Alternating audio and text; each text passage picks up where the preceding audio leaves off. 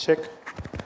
Before I begin, huge shout out to Renil. Renil, without being an IITian, you've actually defined sustainable living, and here I am, despite being an IITian, asking people in the break, should I wear a tie? They're like, no, sir, not sustainable.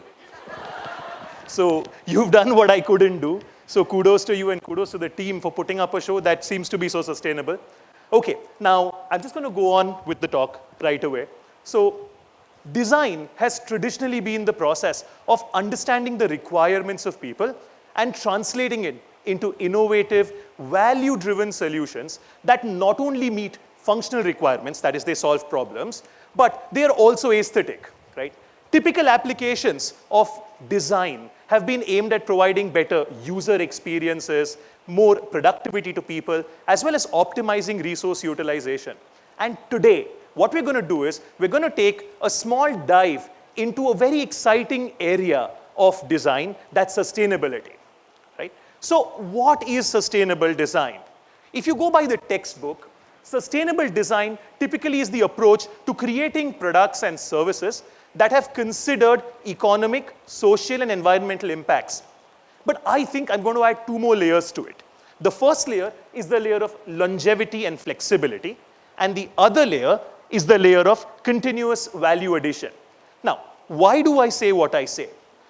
We've heard from a lot of other speakers before me how it is important to keep creating value in the long term, right? Longevity is one of the pillars of sustainability. And by longevity, I don't mean that the business has to go on in perpetuity or the process has to go on in perpetuity. What I mean is the value created from the process has to go on for as long as possible. And like I was talking to one of the members of the audience in the break, she told me that lifelong learning is what happens, right? In the same way, for sustainability, we need continuous value creation. The day value creation stops, sustainability comes to a grinding halt, right? Now, sustainability has many dimensions to it, many different facets. But in today's talk, I'm going to be focusing on some key areas of the application of sustainable design principles. The first one being application to businesses. Some of you may have heard of the triple bottom line. Those of you who haven't, it's just a very fancy way of saying that businesses focus on three key things: planet, people, and profits. Actually, in the wrong order. They first focus on profits, then probably people, and lastly, hopefully, they focus on the planet as well. At least I do, and I'm sure some of the speakers before us also hope that they very much do, right? So before I actually continue, I'm sure none of us here is worried about why we need sustainability, right? I'm sure everyone is on the same page. We need sustainability because at the end of the day, it is about our future. So here is what businesses do to make themselves sustainable and design sustainably. The first is people first. So when you keep people first, what you do is you try to optimize between process life cycles, between user experiences, and between resource utilization. Big words, right? How do you use resources?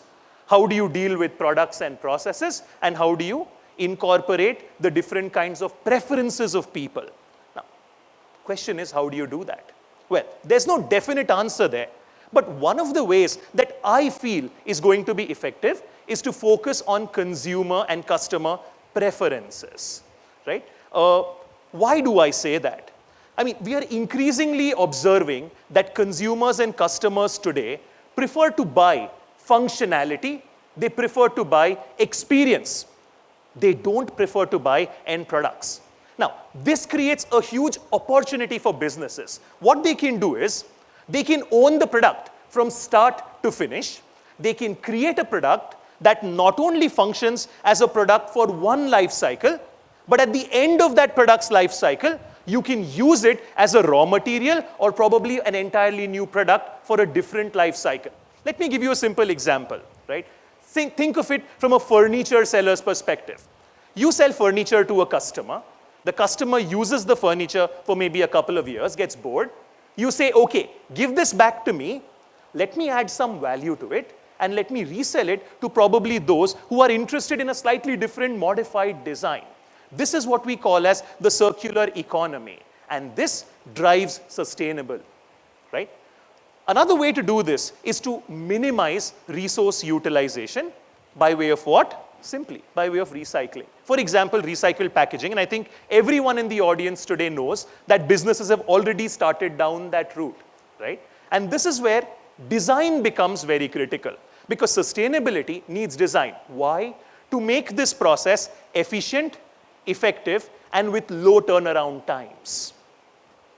Another sustainable design practice that businesses can actually incorporate that will help them is to follow a top-down approach from the management. What do I mean by a top-down approach? You see, today most of the critical business problems don't come in at the concept stage of a business, right? Things are quite clear. Everyone knows this is what I need to do in my business. The challenge actually comes in at an implementation level. Why? Simply because there are no clear guidelines, there is no clear directive coming from the top management. And this is where the management has got to step in and say, hey, look, we are focused on A, B, C, D principles that will help our business do a little better. In fact, as an entrepreneurship coach, I've actually been fortunate to interact with quite a few businesses which do exactly this. And that's why today you're seeing a lot of the businesses are turning towards the unicorn stage relatively early. It's because their focus today is on trying to become sustainable as best as they can, as early on as they can, right? The top management must actually galvanize the entire team to focus on sustainable design. A third way of actually incorporating sustainable design in business is to focus on energy efficiency and capacity utilization. Big words again, right? Put it simply, energy efficiency simply means businesses should use as much energy as they need, not as much as they want, because the wants are endless, as we all know, right? And at the same time, trying to maximize the benefits from whatever available resources they actually have. Now, let me take an example, two examples rather. The first is that of corporate office spaces. I mean, we pass them by every single day. Have you noticed how even in the daytime, lights are on everywhere, ACs are on at full blast, computer terminals are not idling away. I mean, they're on, they're not off, right? They're idling, but they're actually on, guzzling electricity, right? Another example I'll take is actually the example of our auditorium when we were in the break. None of them were in the auditorium at that point in time, and yet somehow we focused on keeping the lights on. Now, I'm not saying that's not sustainable, right? Well, there may be cases where we need that to happen. But the point is, this is a mentality that we've developed. Since we have it, let's keep it. This has got to change. Taking such small, micro steps towards sustainability will go a long way. As they say in Hindi, boond boond karke hi sagar banta hai, right? Okay, have you all noticed today that a lot of these businesses have shifted to emails as a means of communication over the traditional paper kind of communication where they used to send across postal reports, etc., right?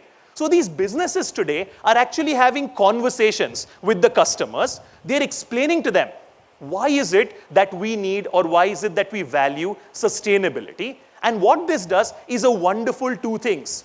The first thing is, it shifts the customer's preferences and makes them aligned with what the business wants because there's a dialogue happening. And the second is, it actually helps in developing a brand connect and building the brand, right? Just a very simple, sweet, effective way whereby businesses are able to not only turn more sustainable, but also inherently leverage this virality to create more business. And this is saving businesses big bucks today, while it is also making customers feel aligned to the cause. It makes them feel as if they are part of this cause. All of these things, one by one, are your small steps towards sustainably designing businesses. Moving on, the second area I want to focus on, education. Something that's very, very close to my heart. How is it that we can design more sustainable education models? Well, to be honest, the first thing that comes to my mind, and it's very easy to say, quite difficult to do, is to incorporate change. We all know that our syllabi take ages to change, right? We are all aware that it takes ages to do anything different. In fact, very recently, because I'm a teacher trainer as well, I was doing trainings for a set of teachers who were very senior. Okay? They were teachers who have had 15, 20 years of experience, and when the lockdown happened, they had to switch to online teaching. Now, when I was taking the workshop with them, the training with them, what I realized is none of them even knows how to create a Google form, how to create a Google Classroom. I was getting simple questions like, sir, button kidhar hai? Right? If this is the state of affairs of our teachers, imagine what will go on to our students, right? If we don't take immediate remedial action to change with the times, our pedagogy, our educational structure, we risk the danger of having obsolete pedagogy and irrelevant information very, very soon, right? Yes, change is hard, we all agree, but not changing is going to hit you harder. Another area that I feel we can implement sustainable education design models in is basically on fitness for purpose versus fitness for examinations. Right? Our education system today, it seems, has been inherently designed with this concept that a child who is born must be a genius. Right? The Sharma ji ka ladka next door. The focus is entirely on performance alone. Right? It is not on the process at all. And this is where I think the biggest design change has to come in.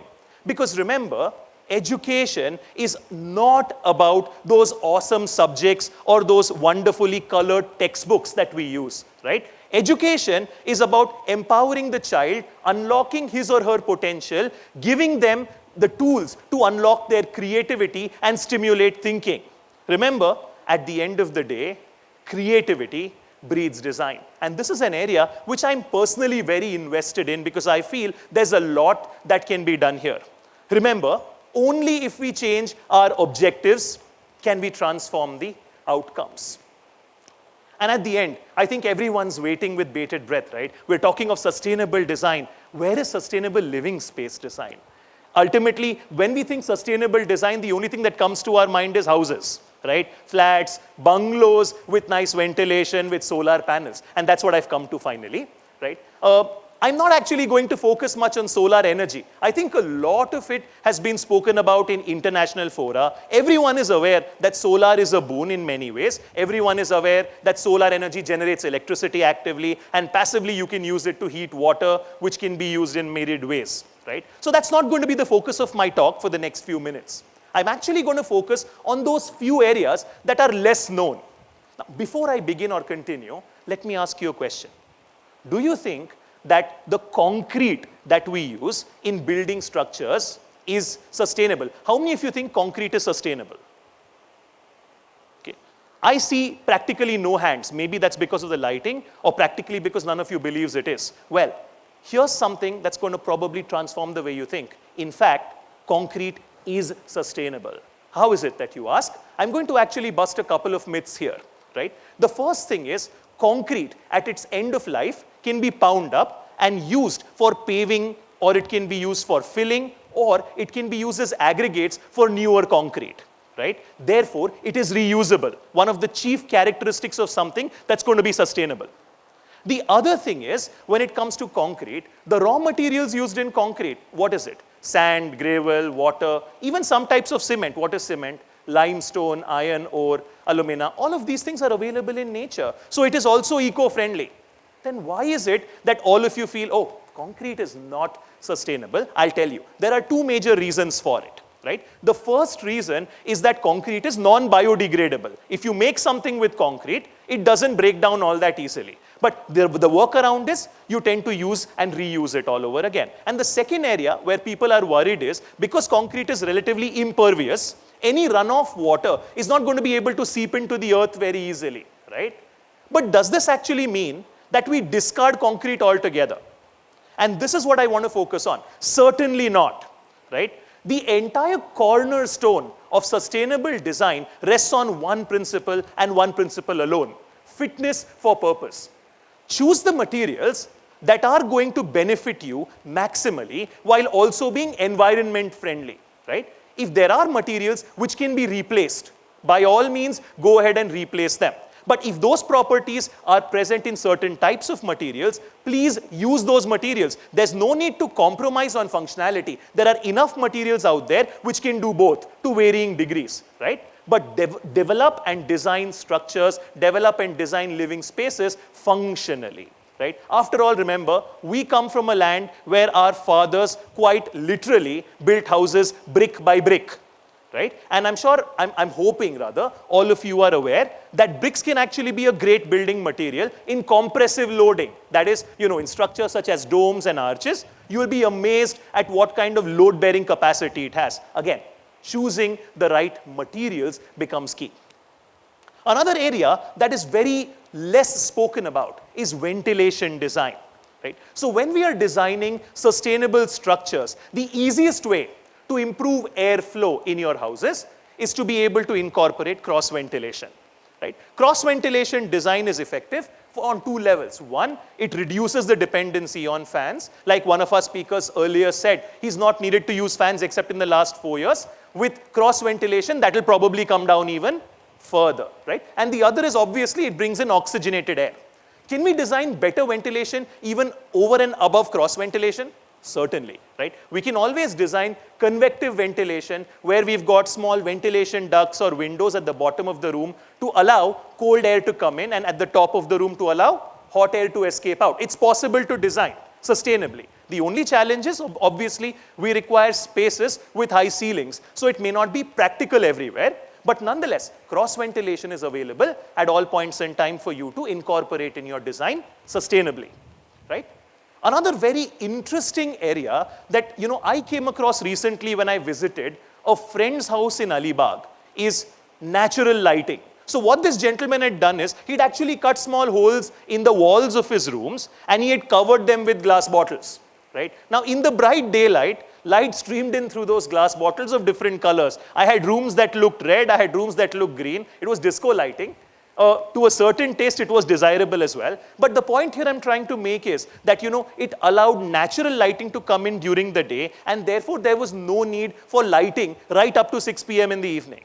Right? If we can incorporate such small changes, they're going to go a long way. In fact, I think many of you may also be aware of the initiative called A Liter of Light, where they actually take a plastic bottle or a bottle, fill it up with water, and then add a little bit of bleach to prevent algae growth there. And this water-filled bottle is then used as a bulb. How do they do it? When light streams through that bottle, it actually refracts and spreads through the entire room. So you can use these as light bulbs. If you haven't come across this, I recommend you actually look at it. One of the very wonderful ways of actually coming up with sustainable design. And finally, the last area that I want to touch upon is rainwater harvesting.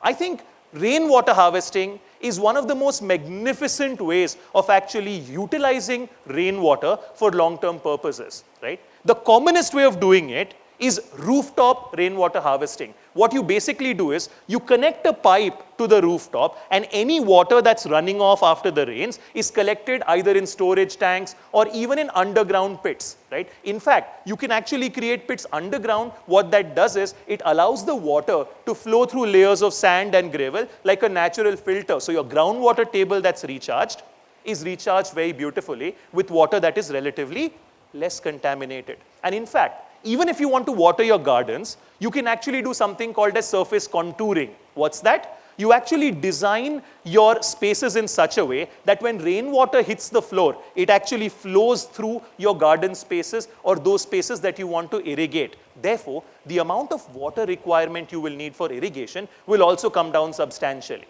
right? These are but small steps in the entire process of sustainable design. Finally, as I reach the end of my talk, I'd like to leave you with only one key takeaway, and that's very important for each one of us to understand. Sustainable design isn't about building better processes or better strategies. Absolutely not.